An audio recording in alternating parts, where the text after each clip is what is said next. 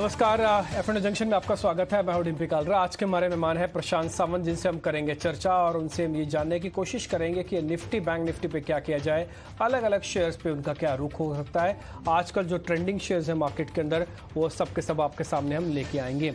खैर, पहले 5 बड़ी बातों से कार्यक्रम की करते हैं शुरुआत और उसका फिर आगे बढ़ते हैं। फिर प्रशांत सावंत से जानेंगे कि निफ्टी बैंक निफ्टी में इस समय उनका व्यू पॉइंट क्या है।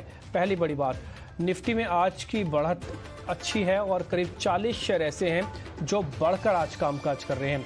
निफ्टी के अंदर 50 के 40 शेयर ऐसे हैं जो कि आज हरे निशान में है।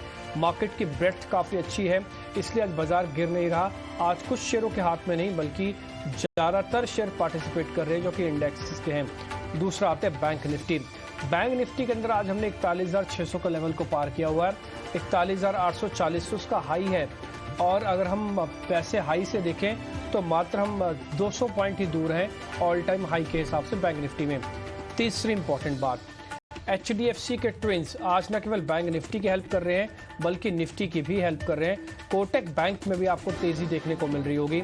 आज ये 2-3 शेयर ऐसे हैं जिन्होंने मार्केट में काफ़ी दम दिखाया है। चौथी इंपॉर्टेंट बात, सेक्टर के हिसाब से अगर आप देखेंगे, फार्मा, IT, सरकारी कंपनियां, इन सब में अच्छी खरीदारी देखने को मिल रही है। ये सब के सब शेयर आज बढ़कर कामकाज करते हुए दिख रहे होंगे। और लास्ट में 5वीं इंपॉर्टेंट बात में अगर आप इंडिया विक्स देख रहे हैं तो आपको वहां पे दिखेगा 2% की बढ़त आई है और हम 16.5 के आसपास आके ट्रेड कर रहे हैं। हालांकि बहुत ज़्यादा नहीं बढ़े, अभी भी हम अपने कंफर्ट जोन के अंदर है, लेकिन फिर भी मार्केट के अंदर ट्रेड करते समय इस रेंज को आपको रिस्पेक्ट देनी होगी। ये 5 बड़ी बातें थी जो मोटा मोटी अपने मार्केट्स के बारे में जान ली। अब हम आगे और बढ़ते हैं और अब जरा निफ्टी और बैंक निफ्टी का एक डाटा आपके सामने रखते हैं। फिर प्रशांत सावंत हमको ये बताएंगे कि हमको करना क्या है इस पर। पहले निफ्टी का डाटा आपकी स्क्रीन पर आएगा। यहाँ पर अगर आप देखेंगे तो आपका जो चेंज इन ओपन इंटरेस्ट है वो करीब 3-3.5% के आसपास की है। वीवैप 18,175 का। ट्रेंड फ्रेश लॉन्ग पोजीशंस का बना हुआ है, यानी कि ताज़ा खरीदारी आज हो रही है मार्केट के अंदर। आज कुछ हद तक शॉर्ट कवरिंग भी हुई है उनकी वजह से जिन्होंने पुटे बेच रखी थी, या माफ़ कीजिए जिन्होंने कॉलें बेच रखी थी, तो उनकी तरफ से रिकवरी को आते हुए दिखी है। तो एक अच्छा पॉइंट यह है कि बाजार के पास स्ट्रॉन्ग बेस के पास बैक टू बैक रिकवरी देखने को मिल रही है। दूसरी इंपॉर्टेंट बात, अगर आप देखेंगे तो 18,000 के ऊपर ही आके हमारा वीवैप यानी कि रिस्क इंडिकेटर भी आके काम कर रहा है। इसका मतलब ये है कि मार्केट के अंदर 18,000 का अब नया बेस सामने बन चुका है। हम एक पॉइंट और आपके सामने रखते हैं, निफ्टी का सपोर्ट और रेजिस्टेंस वो भी एक बार आपकी स्क्रीन पर आ जाएंगे। वहाँ पर आप देखेंगे सपोर्ट है 18,100, 18,000 का, और जो रेजिस्टेंस लेवल है 18,200, 18,300 का है। तो ये आपकी स्क्रीन पर सारे के सारे लेवल्स आ रहे हैं। प्रशांत जी, पहले जरा निफ्टी के बारे में बताइएगा, फिर बैंक निफ्टी के बारे में चर्चा करते हैं आपसे। जी बिल्कुल। डिम्पी जी, गुड आफ्टरनून और सभी दर्शकों को नमस्कार। तो जैसे कि बहुत क्लियर है कि फ्यूचर्स में 18,200 से लेके 240 ये एक बहुत बड़ा रेजिस्टेंस है और बिल्कुल हम वहीं पे ट्रेड कर रहे हैं। तो यहाँ पे क्लियर मेरी राय होगी कि जिनके पास लॉन्ग्स है वो ट्रेड करें। आपका ट्रेडिंग स्टॉप लॉस करीबन, अगर आप एक पोजिशनल ट्रेडर हो तो आप 18,080-85 रख सकते हो, और अगर आप एक शॉर्ट टर्म ट्रेडर हो तो आप 18,130 के आसपास ट्रेडिंग स्टॉप लॉस रख सकते हो। फ्रेश बाइंग कहाँ करनी होगी मेरे हिसाब से, अगर हमें एक डिप मिल जाए अभी यहाँ से और वो करीबन 18,100 तक, तब हम फ्रेश बाइंग कर सकते हैं। या तो अगर हम 18,250 के ऊपर क्लोज हो जाए, सारे फ्यूचर्स के लेवल है 250 के ऊपर क्लोज हो जाए तो हम डेफिनेटली लॉन्ग जा सकते हैं। तो इस लेवल में मैं इंडेक्स पे कोई फ्रेश लॉन्ग इनिशिएट नहीं करूंगा।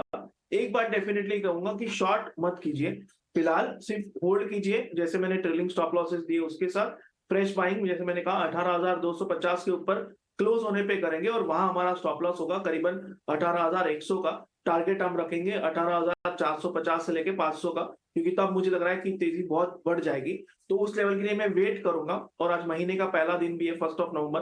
दूसरी बात, अगर मैं बैंक निफ्टी की तरफ देखूं तो मुझे दिख रहा है कि बैंक निफ्टी अभी फिलहाल एक्सिस बैंक की वजह से थोड़ा आज अंडर परफॉर्म कर रहा है और हम 42,000 को क्रॉस नहीं कर पाए फ्यूचर्स में। बैंक निफ्टी के लेवल्स, एक मिनट प्रशांत जी अभी आपके पास मैं आ रहा हूँ। बैंक निफ्टी के एक लेवल्स आपके सामने मैं वापस रखता हूँ, उसके बाद फिर आप मेरे को बताइएगा कि बैंक निफ्टी पे क्या करना है।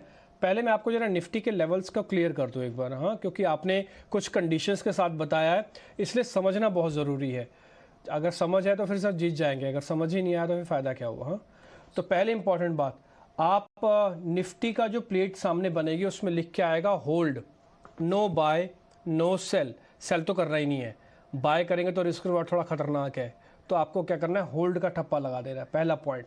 दूसरा पॉइंट, 18,085, मैं बोल देता हूँ सारे लेवल्स, 18,085 आप एक स्टॉप लॉस लगाइए, इस 250 को हटा दीजिए, 18,085 एक बड़ा स्टॉप लॉस लगाइए, और एक बड़ा टारगेट आपने बिल्कुल ठीक लिखा, 18,450 से लेकर 500 वाली रेंज है। इस रेंज के अंदर ही अब आप ट्रेड कीजिएगा। हम वापस इसको फिर से क्लियर कर दें, 18,085 आपका एक मेगा सपोर्ट एरिया होगा। जब तक 18,000 ब्रेक नहीं होता या फिर 18,085 ब्रेक नहीं होता, आप इसमें होल्ड रख सकते हैं। जितना इसके करीब खरीदेंगे उतना बेनिफिट हो जाएगा, और जितना रेजिस्टेंस के पास जाके बेचेंगे उसका आपको बेनिफिट मिलेगा। 18,450 500 आपका टारगेट हो गया। ये तो हो गया निफ्टी का लेवल सारा क्लियर। अब आइए जरा बैंक निफ्टी पे आते हैं। बैंक निफ्टी का जो हमने लेवल्स निकाले हुए जरा पहले वो देख लेते हैं, फिर प्रशांत जी आपको बताएंगे उसमें हमको ट्रेड कन्वर्ट कैसे करना है। ओपन इंटरेस्ट है करीब 12% के आसपास का, एक कम नहीं होता, एक बहुत ज़्यादा है। दूसरा, रिस्क इंडिकेटर है हमारा 41,700, हम ऑलमोस्ट लाइफ टाइम हाई पे। अब आप नंबर छोड़ दो ना 100-200 पॉइंट 41,000 के इंडेक्स में, तो आप ऑलरेडी बैंक निफ्टी पे लाइफ टाइम हाई पे ही चल रहे हो। दूसरी बात, आज भी ताज़ा खरीदारी है, बैंक निफ्टी में शॉर्ट कवरिंग नहीं है, ताज़ा खरीदारी है। तो ये तीन चीज़ें हमको बड़ी इंपॉर्टेंट लगी, इसलिए प्रशांत जी अब आपको ये बता दें कि बैंक निफ्टी में क्या किया जाए, लेवल के हिसाब से बताइएगा सर। जी डेफिनेटली डीपी जी, जहां तक मैं अभी देख रहा हूँ कि 41,800 41,800 ये फ्यूचर्स पे बहुत अहम रेजिस्टेंस है, और वहां से नेक्स्ट बहुत क्रूशियल राउंड नंबर 42,000 बहुत नजदीक है। तो यहाँ पे जो राय मेरी निफ्टी पे थी वही बैंक निफ्टी में होगी, और बैंक निफ्टी में मेरे हिसाब से ट्रेलिंग स्टॉप लॉस होना चाहिए पोजिशनल ट्रेडर्स के लिए 41,350 41,350, और शॉर्ट टर्म ट्रेडर्स के लिए 41,480 41,480। और मुझे लग रहा है कि अगर ये स्टॉप लॉसेस ट्रिगर नहीं होते हैं तो जो एग्जिस्टिंग लॉन्ग्स हैं उनको करीबन 41,900 तक के टारगेट मिल सकते हैं, जहां आपको प्रॉफिट बुक करना होगा। मैं ये क्यों कह रहा हूँ, क्योंकि हम 42,000 के इमोशनल नंबर के लिए 100 पॉइंट के लिए हो सकता है फिर 200 पॉइंट गवा दे, तो अगर हमें 41,900 दिख जाए स्ट्रेट प्रॉफिट बुक करके वेट कीजिए।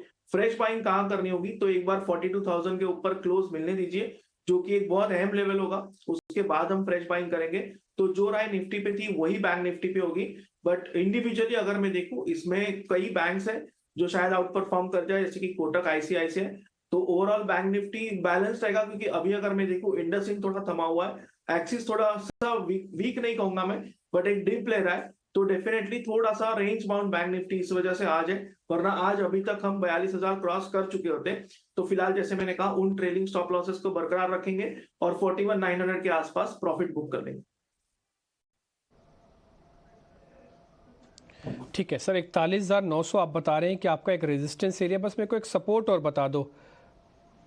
जी 41,000 जैसे मैंने कहा, जो पोजिशनल ट्रेडर्स है वो 41,350 इस जोन को अपना ट्रेलिंग स्टॉप लॉस बना सकते हैं। बट जो शॉर्ट टर्म ट्रेडर्स है वो 41,500 के जस्ट नीचे यानी 41,480 इसको अपना स्टॉप लॉस और सपोर्ट मान के चल सकते हैं। ठीक है सर, हमने 41,900 का अपना टारगेट रख देते हैं। 41,350 के जगह आप 480 कर देते हैं, ये ज़्यादा कंफर्टेबल हो जाएगा हमारे लिए, क्योंकि हम नहीं चाहते जिन्होंने बैंक निफ्टी से अच्छा प्रॉफिट कमाया हुआ है वो एक बार इससे बाहर निकल जाएं। इसलिए बात बिल्कुल ठीक है, ना ही बेचना ना ही खरीदना है, जो है उसी को सिर्फ थाम लेना है। ये हमने आपके सामने ही चेंज कर दिया। 41,480 आपका स्टॉप लॉस हो गया, टारगेट है 41,900। तो निफ्टी की प्लेट एक बार वापस से दिखा दो, बैंक निफ्टी की भी प्लेट दिखा दो, आपको क्लियर हो जाएगा कि कहाँ पे टारगेट आपके हैं, कहाँ पे आपके स्टॉप लॉसेस हैं। आपको कोई बाय नहीं करना, कोई सेल नहीं करना है, जो पोजीशंस हैं उनके लिए है सिर्फ ट्रेड। फिलहाल कई बार मौका निकल जाता है, जब कभी डिप मिले तो आप स्टॉप लॉसेस के पास खरीदेंगे तो आपको बेनिफिट मिल सकता है। तो निफ्टी बैंक निफ्टी का मोटा मोटी आउटलुक आपके सामने आ चुका है। अब आते हैं सीधा सीधा शेयर्स पर। तो पहले ताज़ा खरीदारी वाले शेयर्स आपके स्क्रीन पर आएंगे।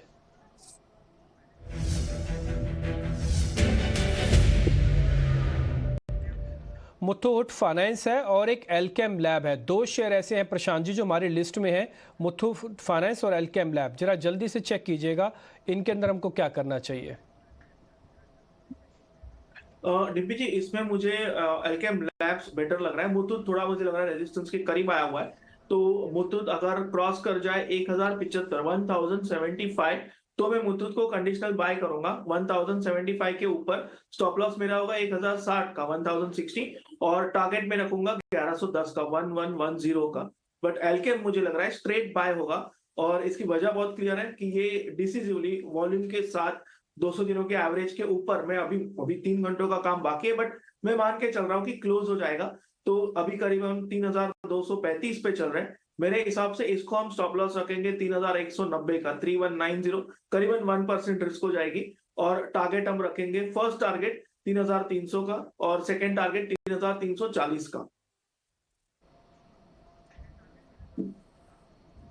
ओके ठीक है, 3340 का भी आप टारगेट दे रहे हैं ये एलकेम लैब का, और दूसरा आपका स्टॉप लॉस है 3190। मैं एक बार ना वापस से क्लियर कर देता हूँ। पहले एलकेम वाली प्लेट पे आते हैं। एलकेम में आपको लेवल स्टॉप लॉसेस क्या होंगे। 3190 का तो होगा स्टॉप लॉस। एक्चुअली हम धीरे धीरे आपके सामने इसलिए भी रख रहे हैं, उसकी एक वजह है। आप ना अभी मार्केट के अंदर कुछ ज़्यादा पोजीशंस ना रखें, थोड़ी कम पोजीशंस रखें, लेवल्स को बहुत इंपॉर्टेंटली देखें। मार्केट एक बहुत ही इंपॉर्टेंट जोनर के अंदर है। सामने 2 मेगा इवेंट्स हैं, फेड की पॉलिसी का बयान, भारत की अपनी एक इंपॉर्टेंट मीटिंग होनी है आरबीआई की, और कुछ मैक्रो डाटा भी आना है। तो एलकेम लैब का मैं आपको लेवल्स बताता हूँ। 3190 स्टॉप लॉस डालिए और 3300 का टारगेट इसके अंदर रख दीजिए। ठीक है, अब आ जाते हैं मुथूट पे। मुथूट पे आपका जो स्टॉप लॉस होगा 1060 का, 1060 का स्टॉप लॉस, और टारगेट है 1110 का। 1110 का आपका टारगेट हो जाएगा। उसमें कंडीशन है 1075 के ऊपर खरीदना है आपको। ठीक है, तो ये दोनों प्लेट्स आपके स्क्रीन पर बनी आ जाएंगी। सर आपका ज्यादा कन्विक्शन किस पे, एलकेम पे कि मुथूट पे? जी डिम्पी जी, एलकेम, और उसी के साथ अगर आप कहें तो मैं सिमिलर कैटेगरी में मुझे लग रहा है कि डीवीज लैब भी आउट परफॉर्म कर रहा है। तो मैं एक्चुअली ये दोनों भी ट्रैक कर रहा था। एलकेम डेफिनेटली मेरे हिसाब से फर्स्ट चॉइस रहेगा मुथूट के सामने। ओके ठीक है, मुथूट और एलकेम में से अगर आप दोनों लेवल्स देखना चाहते हैं तो दोनों के दोनों लेवल्स हमने आपकी स्क्रीन पर तो उतार दिए, लेकिन ज़्यादा कंडीशन अच्छी है एलकेम की, तो ये एक बार आप ध्यान रखिएगा। डिविस लैब के बारे में भी चर्चा करेंगे। प्रशांत जी आप एक काम करना, डिविस लैब जब हम आपसे कॉल्स पूछे ना आपकी, तो उसमें हमको ऐड कर दीजिएगा। जब आपकी ट्रेडिंग कॉल्स आएंगे ना, तब हमको ऐड करके बताइएगा। हमारा एक फॉर्मेट है, उसी फॉर्मेट में हम थोड़ा और आगे बढ़ते हैं। शॉर्ट कवरिंग के 2 शेयर आपकी स्क्रीन पर आ जाते हैं, वो आपको दिखाता हूं मैं। एक है एयू स्मॉल फाइनेंस बैंक और दूसरा है ग्रासिम। इन दोनों के अंदर क्या करें सर? डिम्पी जी, दोनों ही बाय कर सकते हैं। थोड़ा सा मैं एयू बैंक के बारे में एक बात डेफिनेटली देख रहा हूँ कि 625 से लेके 620 ये जोन एक गैप है, एक रेजिस्टेंस है। बट क्योंकि हम वॉल्यूम के साथ जा रहे हैं, यानी अगर हम आज का वॉल्यूम देखें तो पिछले 5-6 दिनों के डेली वॉल्यूम से ज्यादा है, तो डेफिनेटली मैं इसमें कन्विक्शन से बाय कर सकता हूँ।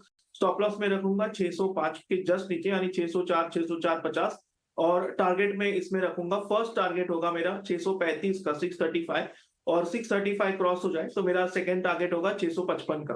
बट ओवरऑल ये स्ट्रक्चर मुझे बहुत अच्छा लग रहा है, और डेफिनेटली जो मैंने कहा गैप जोन अगर 625 क्रॉस कर जाता है तो ये स्टॉक बहुत स्ट्रांगली मूव होगा, तो बिल्कुल बाय कर सकते हैं। जो नेक्स्ट पिक था ग्रासिम, तो ये एक ब्रेकआउट की कगार पे है और डेफिनेटली सेक्टर सपोर्ट है, तो इसको भी मैं बाय का रिकमेंडेशन डेफिनेटली दूंगा। अभी ये 1750 1760 के जोन में, हम इसको 1725 के स्टॉप लॉस से लेंगे 1725, और टारगेट इसमें रखेंगे करीबन 1800 का फर्स्ट टारगेट, और नेक्स्ट टारगेट रखेंगे 1830 का। ओके ठीक है, 1800 का टारगेट, 1830 का आपका दूसरा टारगेट है। ये तो है ग्रासिम की बात। एयू स्मॉल फाइनेंस की मैं बात भी आपके सामने रख देता हूँ। पहले एयू स्मॉल फाइनेंस की प्लेट आपकी स्क्रीन पर आएगी, जरा आप नोटिस कीजिएगा लेवल्स। 604 रुपये का एक स्टॉप लॉस आपको रखना है, ठीक है। उसके बाद आपका 635 रुपये का आपका टारगेट है, दूसरा टारगेट है 655 का एयू स्मॉल फाइनेंस बैंक का। दूसरा शेयर होगा हमारा ग्रासिम लिमिटेड। ग्रासिम लिमिटेड का जो टारगेट है वो है 1800 1830 का, और स्टॉप लॉस होगा 1725 का, ठीक है। तो ये ग्रासिम की प्लेट बिल्कुल ठीक, 1800 का 1830 कर देते हैं टारगेट को। ज़्यादा बड़ा टारगेट है क्योंकि मूवमेंट बहुत स्ट्रांग होता है इसके अंदर। 1725 से एक स्टॉप लॉस लगाते हैं। दूसरी बात, एयू स्मॉल फाइनेंस का भी प्लेट लेके आइए, 604 का एक स्टॉप लॉस है और 635 655 आपका टारगेट हो गया। तो दोनों के दोनों लेवल्स आपने अच्छे से नोट कर लिए होंगे। शॉर्ट कवरिंग के शेयर्स आपके सामने आ गए दोनों। फ्रेश लॉन्ग पोजीशंस में एल्केम लैब, मुथूट की प्लेट्स हमने आपके सामने रख दी।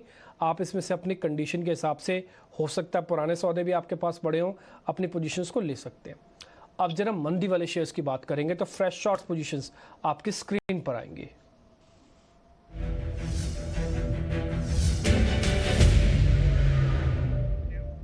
एस्कॉर्ट्स और टाटा स्टील दो ऐसे शेयर्स हैं जहां पर आपको कुछ मंदी बनती हुई दिख रही होगी। प्रशांत जी एक बार जरा चेक कीजिएगा, एक तो एस्कॉर्ट्स और दूसरा टाटा स्टील, इन दोनों के अंदर है। टाटा स्टील पे आज एक सीएलएसए की रिपोर्ट आई है, कह रहे हैं 90 रुपये हो जाएगा ये। जी डिम्पी जी, मैं फिलहाल प्राइस एक्शन के हिसाब से अगर देखूं तो मेरे लिए जो वीक स्टॉक लग रहा है वो है एस्कॉर्ट्स। और एस्कॉर्ट्स अभी करीबन 1990 के आसपास है, 1995 1990 के बीच में। तो इसको हम 2025 के ऊपर स्टॉप लॉस रख के बेच सकते हैं। मेरा इसमें टारगेट होगा 1950 का, 1950। और अगर 1950 ब्रेक कर दे तो 1920 का टारगेट मैं इसमें देख रहा हूँ। तो ये मेरा स्ट्रॉन्ग कन्विक्शन बेस्ड शॉर्ट होगा।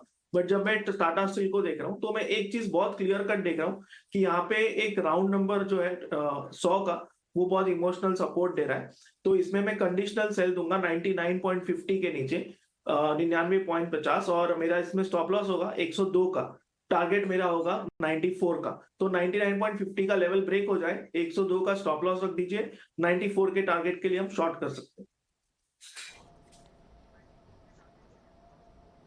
ओके ठीक है, दोनों लेवल्स हमने आपकी स्क्रीन पर लेके आएंगे। लेकिन इस बीच दोनों लेवल्स में आपको बताऊं, इसमें जीएसटी कलेक्शन आपको फिर से बता देता हूं। अक्टूबर का जीएसटी कलेक्शन 1.5 लाख करोड़ के पार फिर से आया है। ये back to back 1.5 lakh crore का नंबर आता है। और इस बार भी अक्टूबर का जो जीएसटी कलेक्शन का नंबर आया है वो 1.5 लाख करोड़ के पार हमको आता हुआ दिख रहा है। अभी थोड़ी देर पहले आप ऑटो सेल्स के नंबर भी नीचे देख पा रहे थे। तो मैं टिकट टीम से कहूँगा कि ऑटो सेल्स के नंबर और जीएसटी कलेक्शन कम से कम 2-4 मिनट अभी और रखें, क्योंकि ये बहुत इंपॉर्टेंट नंबर्स होते हैं। ये तो एक मैक्रो डाटा है जो कि जीएसटी कलेक्शन का है। और साथ ही ऑटो सेल्स में मारुति के और अशोक लीलैंड के भी नंबर्स आए थे, वो भी जरा नीचे चला के रखेंगे। आ जाते हैं वापस बैक टू द अपनी स्क्रीन पर, और उसमें आपको कुछ एक प्लेट्स हम आपको दिखाई रहे थे, बता भी रहे थे। उसमें अगर आप एस्कॉर्ट्स देखेंगे तो सर का मानना है, प्रशांत जी का, कि 1950 तक आपका टारगेट होगा, और टूटा तो 1920 भी आ सकता है। आपको बेच के चलना है। आपका स्टॉप लॉस 2025 की रेंज का बनता है। यह है पहला पॉइंट। एस्कॉर्ट्स 2025 के ऊपर चला जाए, कृपा करके ना बेचिएगा जब तक इसके नीचे है। जितना स्टॉप लॉसेस के पास बेचेंगे उतना रिस्क और ठीक हो जाएगा। टारगेट मोटा मोटी आपके सामने दो आ गए हैं, पहला 1950 है, दूसरा 1920 है। दूसरी प्लेट आते हैं टाटा स्टील की, जिसको लेके आज सीएलएसए की एक रिपोर्ट भी आई है। डेरिवेटिव का डाटा स्टडी करके ये बता रहे हैं प्रशांत जी कि 94 का आपका टारगेट बनता है इसमें, और आपका जो स्टॉप लॉस है वो है 102 रुपये का। तो 102 रुपये का स्टॉप लॉस लगाइए, 94 का टारगेट लगाइए। इसको भी बेचने की रिकमेंडेशन है, सेल है।